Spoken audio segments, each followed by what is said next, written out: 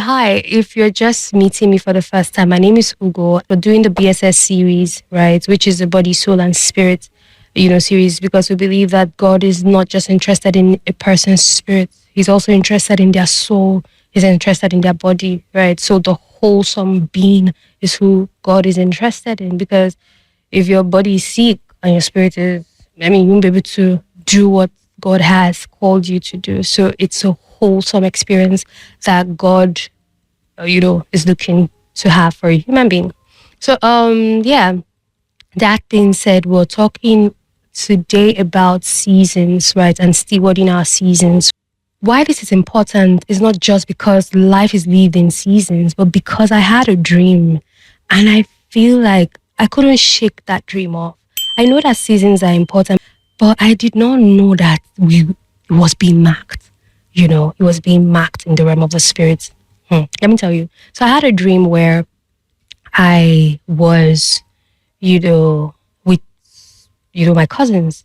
So one of them's name is Amaka. The other person's name is Ogechi. And we were in a supermarket, right? And Amaka was very excited. She was shopping and she was trying to, so we're just accompanying her to the supermarket. So she was shopping, she was excited, so we asked her, why are you happy? And she said, oh, that she's happy because she passed her exams. And we're like, oh, okay, that's very good. And, she was very elated. And then I discerned, how dreams can be. I discerned that she was holding my results, in her hand.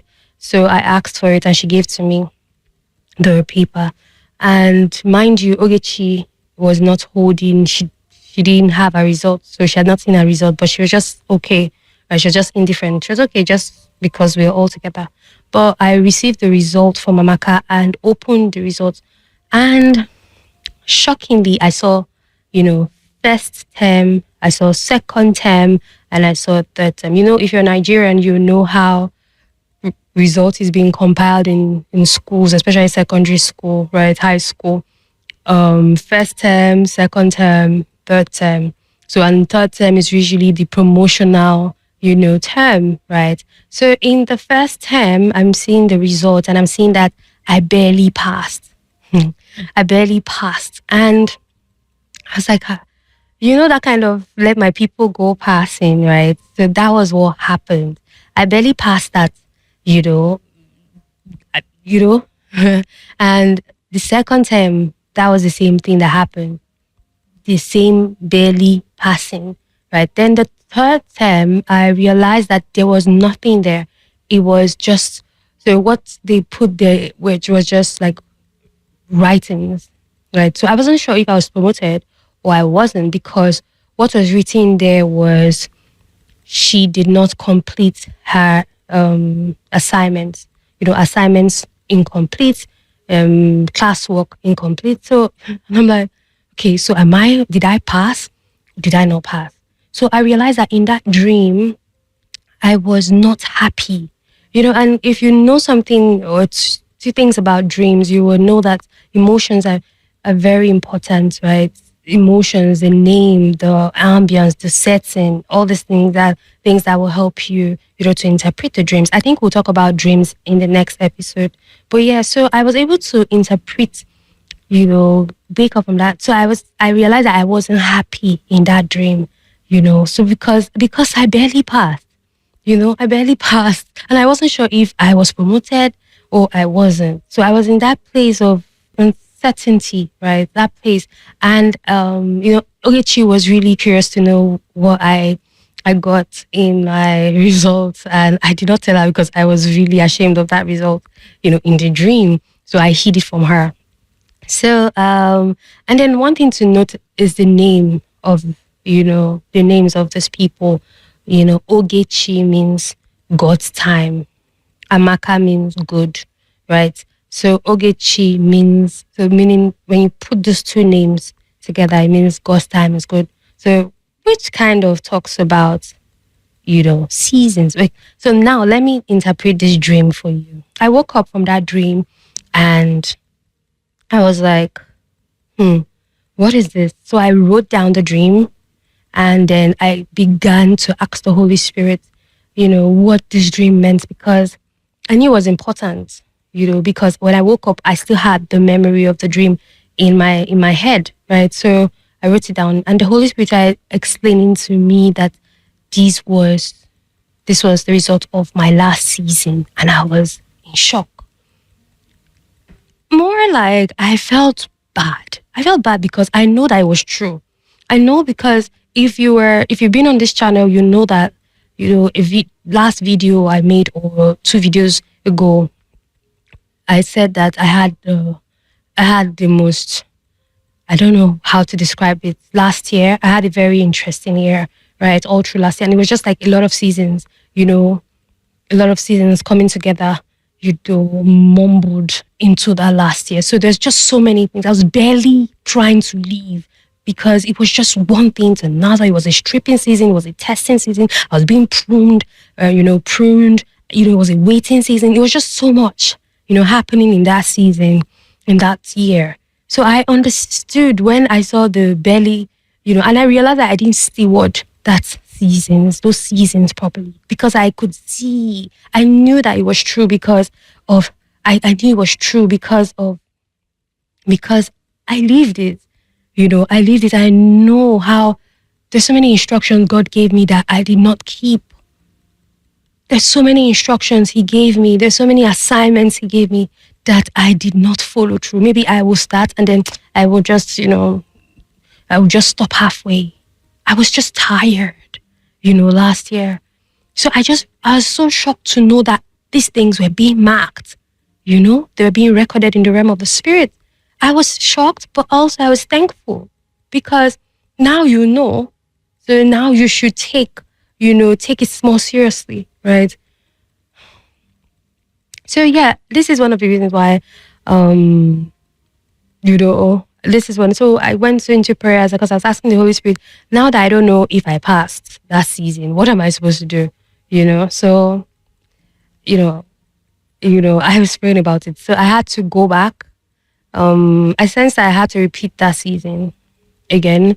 So there's some instructions that I had, I know that the Holy Spirit gave me. I had to go back to them. We'll talk about stewarding your seasons. And this is why we have to really talk about stewarding your seasons. And we have to emphasize on, understanding your seasons, not wasting your seasons, identifying what season you are in. It's very important to know the seasons that you are in, or the season you are in, to be able to understand it, to know the instruction, the requirements, that is needed for that season, for you to be able to pass, not just passing with let my people go, but passing very well. Because any season you don't steward properly, you will fail, and you have to repeat that cycle. Sometimes in different scenarios, right? In different scenarios, different classrooms, right? So yeah, let's talk about it, because this is really serious.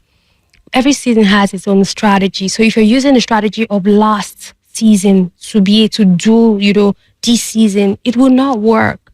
So you have to be able to know, what is this season calling out of me? What does it require me to do? Who does it require me to become, for it to be successful, or for me to be able to pass it, So yeah, so this is why we should talk about this in depth. So seasons is just like, just the way we have seasons in nature, right? Autumn, winter, spring, what's the last one? Yeah, in the West, right? Then we have summer, right? So we have dry season, we have raining season, we have Harmattan season, which, to be honest with you, I don't know if Harmattan season still, exists. But yeah, we also have, life seasons in our own lives. Yeah. So this is your season of singlehood, your season of marriage, your season of, childbearing, season of career building, season of, empty nesting, right? Parenting. So all these are seasons as well. So sometimes we also go through seasons of grief, seasons of, extreme joy, celebration. These are all beautiful emotional seasons, right? So, but we're talking about spiritual seasons in this. We're emphasizing, we're going to talk about spiritual seasons. And I believe that there are three main seasons spiritually, right?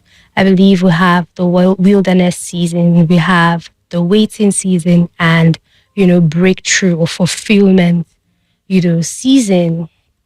So, but we're going to deal with every other season. So seasons like pruning, seasons of warfare, seasons of transitioning, seasons where God, prepares you, seasons of this season, testing, training, all of this are all, you know, put into the all seasons of sowing. All of this happen in these seasons, right?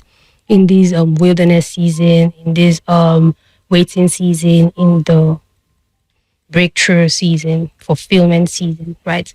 So yeah, let's talk about, I think we know from the name fulfillment season, we know from the name, we know that that's the happy season. We know that that's when things have, you know, things are already in fulfillment, right? But let's actually deal, with the wilderness season and the waiting season, right? Let's start with the wilderness season. The wilderness, the wilderness season is a season where you're where you're put in a place by yourself. That season where you're by yourself, where you're lonely, where not lonely necessarily, but by yourself, where God trains you, where God prunes you, where God, begin to extract those things. Business season actually starts, I believe, happens to you when you just gave your life, around the period where you give your life to Christ. You're put into that place. Why? Because there's so much old mindsets, strange identity from who you used to be, when you were still in the world, things that framed your perception to how you see life, things that, made you who you are. That's not necessarily the things that God, created you to be, right? So this is where God excavates it, God removes it through the pruning, process. Pruning is where if you're a gardener or if you're not a gardener, that pruning is where a gardener uses his shears, to begin to cut off the areas of that plant that is not in alignment, to be able to make it to all be beautiful or be in alignment, right? So this is the same thing that God does to us in that time, where God, takes you, into a place where you begin to see yourself. You come to the end of yourself, and in this point when you've come to the end of yourself, you will realize you have only two decisions: either you implode or you just surrender to God, right? I remember when I was in my wilderness season, this was one of the most excruciating seasons of my life. I just, I think for me, it was even something that I think, I don't think we know that we are actually living out a scroll, right? So when the time comes for you to come to God, or where the time comes for God to, for you to surrender your life to God, things will begin to ruffle to ensure that you are put in that process, right? Or you go through that process, right? In this phase, you can actually make two decisions to go with God, because life will give you options. You can decide to say, okay, I want to stick with God, or take a shortcut, right?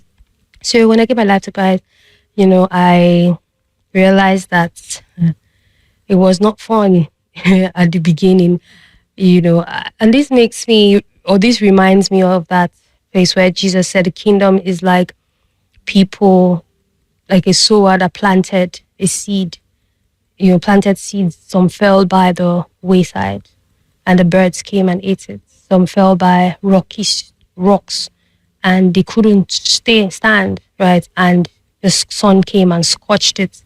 And some fell by thorns, and the thorns actually killed them, and then some fell in good soil, right?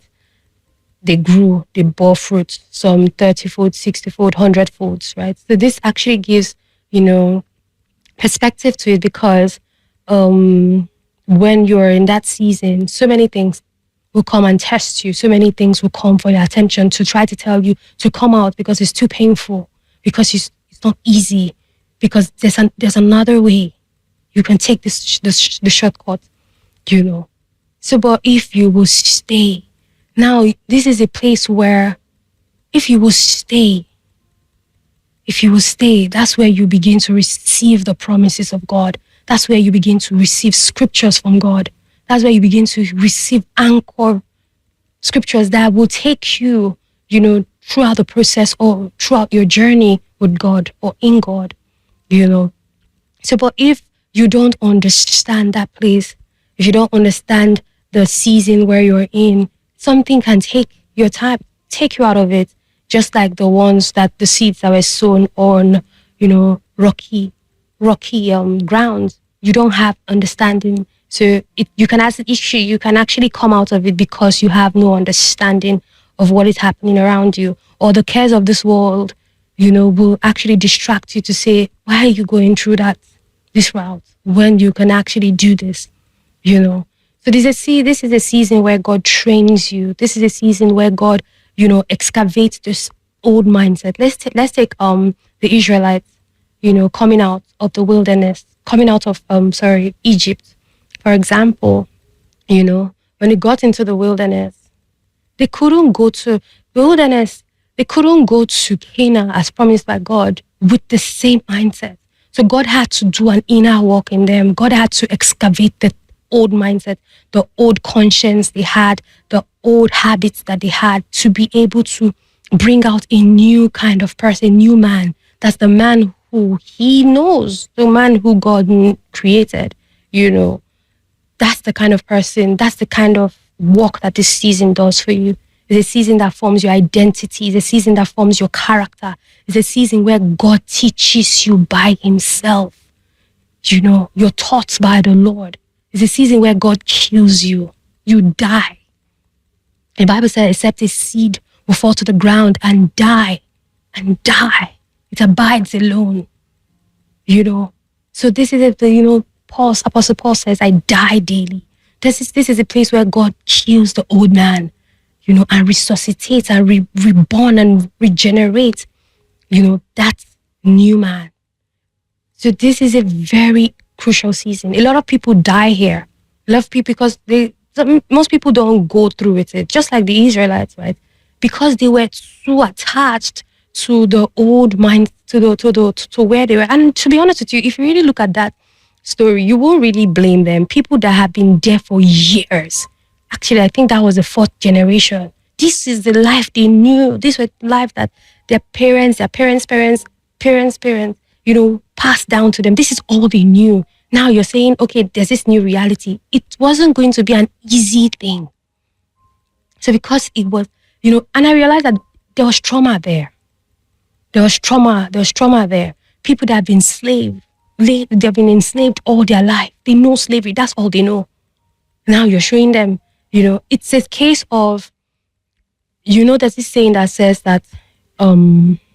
says you can take a person from the gutter, but it will take time for you to take the gutter out of that person. So this is really the process of taking the gutter out of the person. And because they were too adamant, or the trauma has really eaten so deep, God had to waste that whole generation. We saw that it was the new people, the people that were born, the new generation that were taken into the promised land. And so, yes, we have to. So if you don't conform to what God is, forming you to become at that time, you will definitely stay there. Some people stay in this cycle for the rest of their life because they don't understand that there is more. And it's a place where you have to yield to God, where you have to surrender, to God. And So the wilderness experience is a very, very important.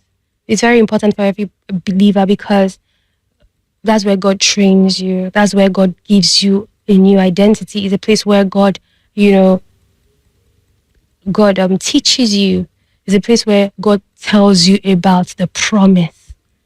God meets you and tells you. So after all the identity work is being done, the promise will be made known. The place where anchor scriptures will be given to you for the journey ahead. Right. So let's go to the waiting season. So the waiting season is a season that is so the waiting season is not as tedious as the wilderness season, but I believe that it is even longer, you know, than the I believe that there are waiting seasons inside of waiting seasons, right? Because the waiting season is a season between is a season between when you get the promise, right, to the season where the promise is fulfilled, right? So that is where you wait out the promise for the promise to be, fulfilled. So it took Noah over 100 years for that promise to be fulfilled when the Lord told him that, there'll be rain. Before then, Noah had not seen rain. The world had not seen anything like rain before. Now imagine him believing, and then he wasn't just waiting passively, he was building because it was this anticipation. He believed and God counted that for, to him as faith because he was actively waiting, right? So the waiting season is a season where God prunes you. So yes, there's pruning in the wilderness, but then as you go through life, there'll still be areas where sometimes you go out of alignment and God will have to bring you into further, alignments. If God does all the pruning in one season, you might actually just die because that's so much work, being done to you, right? This is a season that God perfects patience. Patience is wrought inside of your life, right? It's a season that prepares you for the assignment. So the assignment is given. Now this season is a season that prepares you, for the assignment that the Lord would have you do. Right. And it's also a season that positions you, for the assignment. It's a very, very important season, right? A woman waits 9 months plus, before her baby comes. So the season, she's not just waiting, she's waiting in anticipation, right, for the child to be born, right? So in that period, she's careful what she eats, she's careful where she goes, she's careful, with whom she interacts with, how she interacts, how she sleeps, what she eats. So all of these things are very important. So we're going to be in various waiting seasons throughout the course of our lives, right? Because sometimes we'll have to wait for clarity, you will wait for directions, you will wait for strategy, you will wait for instructions, you will wait for the promise. So these are all, you wait for the coming of the Lord Jesus Christ, right? So these are all various waiting seasons that we will have to, be in. So once in a while, we will be in these, seasons. Now, inside these waiting seasons, you can be faced with, so seasons can actually overlap, right? So inside of a waiting season, you can actually experience, warfare, when things are coming against you. So this season is very important because God is trying to wrought a man. He's trying to bring a man, trying to craft a man, out of you. So this is a season where God teaches your hand to war and your fingers to fight, right? This is a season where the Lord makes your feet like hinds feet. This is a season where the Lord configures and reconfigures the man inside of you, shaping it. This is a season where God ruffles things. So once in a while, we hit, when we wait, we'll hit, various breakthrough moments. It might not necessarily be the the big breakthrough. So let me use Joseph for example, right? So to God, his purpose was to be a deliverer, right? So That was why God sent him here to be a deliverer. Remember, God told Abraham, that he was going to take his descendants to Canaan, that he has given him the land of Canaan. That's a promised land, right? But if you look at Joseph's life, you will not know that he was being sent by God. All of the things happening to him was as a result of him being sent. So sometimes you look at yourself and you're like, why am I going through all of these things? It's because God is trying to, take you to the promise. There's a purpose he's trying to wrought. There's something he wants to achieve through your life, right? But you have to become a certain kind of man to be able to work out that purpose, right? So Joseph, right? So to Joseph, Potiphar's house could be like a kind of breakthrough, Why? Because it was comfortable, right? Because it was better than the pit. It was better than being, sold or put in chains, by the traders that took him and later sold him to Potiphar, right? So that was more big. Why? Because he was in charge, or partly in charge of everything that Potiphar had, right? So he was like, okay, I'm Oga here.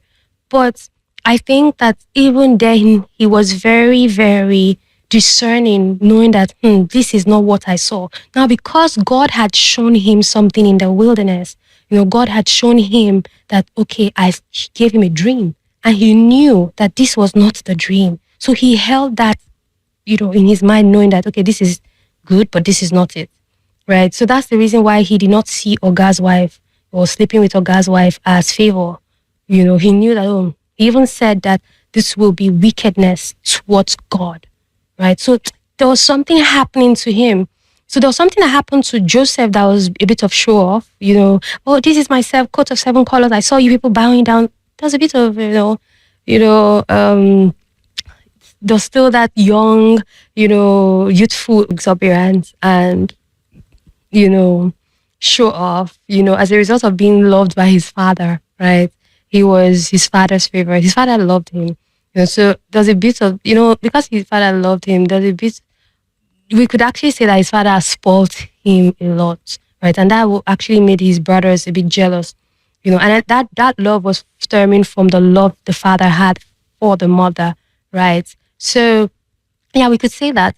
Also, you see that God was trying to kill that thing, through this process as well. So Joseph could have seen maybe Potiphar's wife, paying attention to him and trying to, give him attention as that kind of love that the father gave. But God was killing that. And because of that, you could see Joseph maturing, right, in God. Why? Because now he can now discern that this is not love, and this, God will be very angry. So you can actually see maturity in Joseph's life, right? So yeah, the same way that, and then when you see him on, later on, you see that there's a difference between Joseph that was, in the father's house with so many dreams and, dream of, his parents and siblings bowing down to him, and Joseph in the father's house. And also being in Potiphar's house, God was teaching him leadership as well. The Bible said God blessed everything, that Potiphar had because of Joseph. And God was with Joseph. So you can see that he was being taught by the Lord even there. God was teaching him because he didn't have any tutor there. He was being taught by the Lord, even in those places. Another example, a good example, is King David, right? It took King David, I think, 22 years for him to ascend to the throne of Israel. So he was anointed at age 15, right? He was now anointed at age 30 to be the king of Judah. Now, it took another 7 years, which is, for him to be anointed king of Israel. So these were circles of training seasons where God, began to wrought a kind of man inside King David, right? King David, we would say, suffered a bit of rejection issues. We could see that because when the prophet Samuel came and said, bring all your kids, the father did not even consider him kid enough or child enough for him to be called, right, to be among his brethren. So he brought all the ones that he thought, all these ones could be the king, and left Joseph. So you could see that there was a bit of rejection, even with his brothers. You see that they didn't really want to associate with him for reasons we don't even know. Right. You see that God was walking inside of King David, right? Why? Because when he killed Goliath, right? You see that King Saul took him in as his son and gave him things. This was his second father now, and then imagine people started singing, Saul killed 1,000, David killed 10,000. And that wrought another jealousy inside of Saul, which later became rejection to him, to David. So you see that God was trying to change the man that King David was, right? And then also training him to become king. He was trained in the wilderness, trained with sheep. God was looking at him, the way he will handle the sheep. This is wilderness. God was teaching his hands to fight the bears, the lion, before he could. David already knew the God that helped him kill the lion and the bear. So he was very confident when he saw that Goliath. So everybody, they were like, what's going to happen here? But he knew the God. He had a relationship. God was teaching him. God was, there was a promise over his life. He knew something. He knew. And because of that, he did not touch Saul. Why? Because he knew that he was in partnership with God, right? So this is a time where God will begin to prepare you, to train you, for the assignments. Because what will happen if you're not trained is that when you come out, because God will never send you to the platform when you've not been properly trained to be able to withstand that platform. Because every platform has its own trials, has its own battles, right? So you have to be prepared enough to face the battles that will come from that platform, right? And if you are not prepared enough, you will succumb to the temptations that will come with that platform. But this is where you see people, going after the pride of this world, the lust of the flesh and the lust of the eyes, right? This is because they've not been formed. They did not wait. They did not wait. They didn't stay in that place. Imagine if someone goes to the cocoon or the pupa of the, so butterflies, right? There's the larva, which is a caterpillar. There's a pupa, which is the sac, right? Then there's the adult, which is the butterfly. Now imagine you going to poke the pupa. What will happen is you're going to destroy the formation season of that beautiful butterfly, right? Now, because that transformation had to go, the butterfly went through all of that transformation, you could see that there's a beautiful outcome now that happened and is able to live on, walk on the land and fly, right? Because he went through a beautiful, transformational process. So yes, alignment is very necessary in this time because it's in alignment. You see, something that's very specific, especially in the work with David and with Joseph, is that man with God. So in this point, you will learn to surrender. You will learn to say, okay, God, it is you, not me. It will come to a point where in that waiting, what that waiting season does for you is that you get to a point where all the things, your vanity, all the things your heart craved, before then you craved for the platform.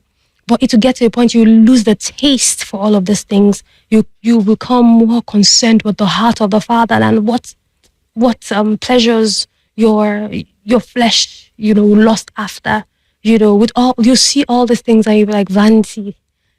From vanity, right? You lose taste for it. So God will be constructing your taste buds so that when you get there, they will not use a woman to bring you down, or they will not use money to bribe you, or you will be able to speak irrespective of who you stand before, right? Knowing that you stand before God. So this is a very interesting season. It is not as excruciating as the wilderness season, but it is also a very needed season. It's also a season where you're being positioned.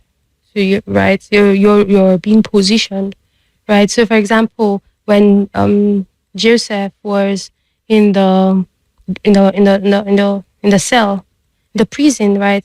that was positioning happening, but he did not know in that time that that was positioning happening, right? And also in the waiting season, you could see that he was not just passively waiting, he was honing his skill. He did not know that, I don't think he knew that interpreting a dream would have been the thing God would have used to take him to the palace, but he did it anyway. So there's some things that God would have put inside of you now to begin to do. What is he telling you to build? What is he talking to you to write? What is he saying? Now, that might not be the whole, that might not be the palace, but that is the step to the palace, right? There's going to be so many things that God will have you do that will be, that a compilation of all of these things will form the palace, the fulfillment of the promise, right? So it is in doing all of these things that skills are being honed, that gifts are being sharpened, you know, so it's important for you to be able to steward these seasons, right? It's important for you to steward this season, because if you don't steward, an old wine, an old process, an old strategy is useless in a new season, right? So dependency, total dependency of God, on God, is what is, required, so you cannot use the old strategy, the old season strategy to, work in a new season, no matter how you pray, no matter how you fast. And sometimes when you feel like God, you've prayed and, things are not, God is silent, go back to the last thing God told you to do. Go back to that is God saying, go back to what I said to do. Go back to that thing. So what has the God told you to do that you have actually left and you're expecting him to speak, to tell you something else when you haven't done the other one? Go back to that thing. How are you stewarding this season? What is the Lord speaking to you about? How are you writing it? Are you putting it down? Are you asking questions? Are you going to him? Are you praying? Are you keeping tracks of these things, right? So what instructions is being given to you? What is he saying? What is he giving to you in your dreams? How are you stewarding your dreams? Because that's one way he's going to, teach you. That's one way he's going to, talk to you. So what is he saying to you? What is your dream life like? Do you just abandon your dream and it's one of those things? So a compilation of all of these things being taught by the Lord, are the things that will help you, steward the season. So you will get a book. I think this is something that I did not do last season, and that was why, I sought to do it, because the Holy Spirit wanted me to do that, right? To get a book and begin to steward the word of the Lord for you in the season you are in, right? So what is the Lord saying? What instruction is he giving you? What sound is he giving to you? Who is he telling you to look up? What character of the Bible, what character in the Bible can you resonate with in this season? So all of these things you should be able to, track them for you to be able to discern and understand the season, and understand the right strategy. So yeah, or last year, during the course of the year, the Holy Spirit put in my heart to be able to do a couple of journals that will help believers, track the way he walks with them, right? So there are 5 of them. One is to help you track your dreams. The other one is to help you track what the Lord is saying to you in a particular season or in your seasons. The other one is to help you track the seasons, right? To help you track the dealings of God in the seasons.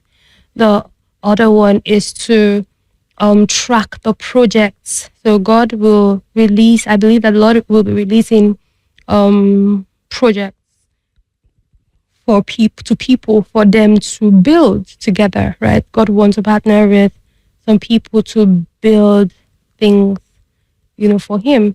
And this might look like what you might be having to do during your waiting season. So the Lord asked me to, and the last one was a prayer journal that will help you communicate, to God in form of letters, poetry, or however you feel, you should. So these are the 5 journals that the Lord would have me do last year. So while I was waiting, and He told me to do that. Sometimes when the Lord is telling you to build, you don't know what He's doing. So obedience is very important when you are in a waiting season. So this is one of the journals, and it's called the Life in Season Journal. And this is the one that you will need to track your seasons. It is, it has space for, free flowing, you know, free flow. So you could actually write, and then at the end of that, you can actually also, at the end, when you sense that the season has ended, then you will come here to audit the seasons, right? So you come here to audit the season. So there are so many questions, detailed questions that have been compiled to help you analyze, audit the season, and better understand it. Also, help you collate the lessons that God taught you, things that you won't want to forget during the course of the season. Also, it will help you take note of 2 seasons, right? So for those people that don't know what to write on these pages, we have taken the time out to come up with prompts, reflection questions that will help you, that will help you to be able to answer, better articulate your seasons, right? So also, if you don't know how to discern what season, if you don't know what season you are in and you need help, there's also a season indicator checklist that you would have to tick to be able to tell you, what season you are embarking on. So yeah, this is something. Also, we have like notes, extra notes at the back. So yeah, this is something that the Lord would have me do, and this has actually blessed me. Ever since I started doing this, I've been able to be a better steward of my season. And I hope that, and I pray that this will bless you as you get a copy of this.